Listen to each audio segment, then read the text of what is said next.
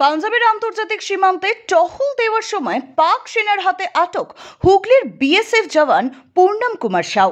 সীমান্তে বাড়ছে প্রবল উত্তেজনা এবং সমস্যার সমাধান নিয়ে সীমান্তে দুই সেনা ফ্ল্যাগ মিটিং।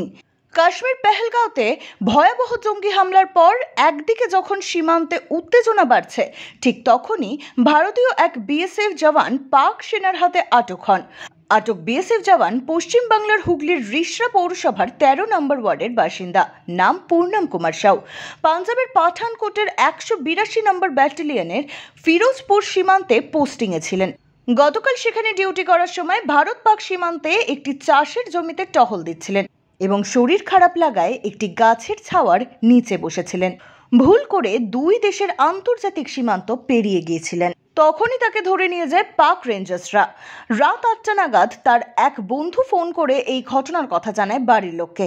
এই খবর পাওয়াতে ধীরে ধীরে বাড়ি সহ এলাকায় এক নিস্তব্ধতার প্রকাশ পাওয়া যায়। আশেপাশে মানুষের ভিড় জমতে থাকে। বিএসএফ জওয়ান পূর্ণম কুমার সাউয়ের স্ত্রী রজনী সাউ স্বামীকে পাকিস্তান সেনা না ছেড়ে দেওয়া পর্যন্ত দুশ্চিন্তায় রয়েছেন। সেই সঙ্গে পরিবারের বৃদ্ধ বাবা ভোলানাথ সাউ, মা দেবন্তী দেবী ও তার 8 বছরের এক পুত্র সন্তান সকলেই উদ্বেগ হয়ে উঠেছেন। কখন ঘরের ছেলে বাড়িতে ফিরবে এবং তার পরিবারের পাশে দলমত নির্বিশেষে বিভিন্ন রাজনৈতিক দলের নেতা নেত্রীরা পাশে এসে আশ্বাস দিচ্ছেন। এখন একটাই আশা, ঘরের ছেলে যেন সুস্থভাবে ঘরে ফেরে।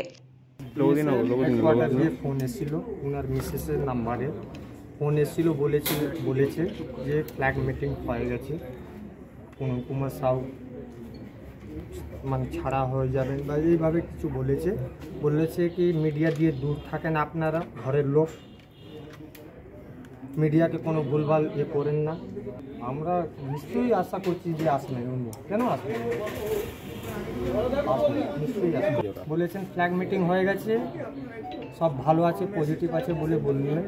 ওইটা কিছু বলেনি ওনারা, মিটিং জাস্ট হয়েছে এটা বললেন যে মিটিংটা হয়ে গেছে। ফ্ল্যাগ মিটিং পাকিস্তানের তরফে সেনা ফ্ল্যাগ মিটিং এসেছিল, ওরাও ঝান্ডা দিয়ে এরাও ঝান্ডা দিয়ে, এদেরও কমান্ডিং অফিসার ওদেরও অফিসার সব কথাবার্তা হবে। ফাইনালি এবার কী হবে না হবে 1 ঘন্টার পরে আমাদেরকে আবার বোর্ড নম্বরে ফোন করে জানাবো। যারা সেনাতে বিএসএফ এর চাকরি করে তাদের জীবন চ্যালেঞ্জের প্রতি মুহূর্তে তারা প্রত্যেকেই দেশের জন্য লড়াই করে। তো আমাদের এই ভাইটি তিনি কাজ করতে করতে এখানে এই রকম ব্যবস্থা বহুবার হয় সেনাদের মধ্যে, যে বর্ডার যে লাইন আছে ক্রস করে এদিকে চলে যাওয়া, ওদিকের লোকেরা এদিকে চলে আসা, এবং রুটিন মাফিক সেটা অ্যারেস্ট হয় এবং তারপরে দুই দেশের কথাবার্তার মধ্যে দিয়ে তারপরে মুক্তি হয়।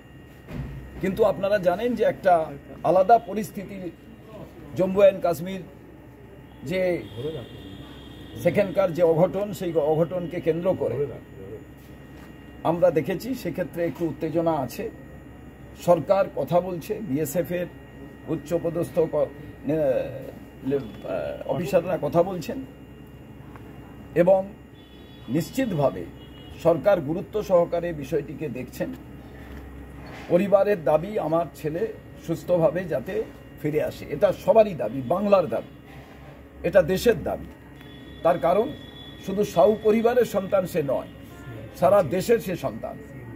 তার কারণ সে যেভাবে দেশকে রক্ষা করার জন্য লড়াই করে, তাদের পরিবারের পাশে আমরা সবাই আছি।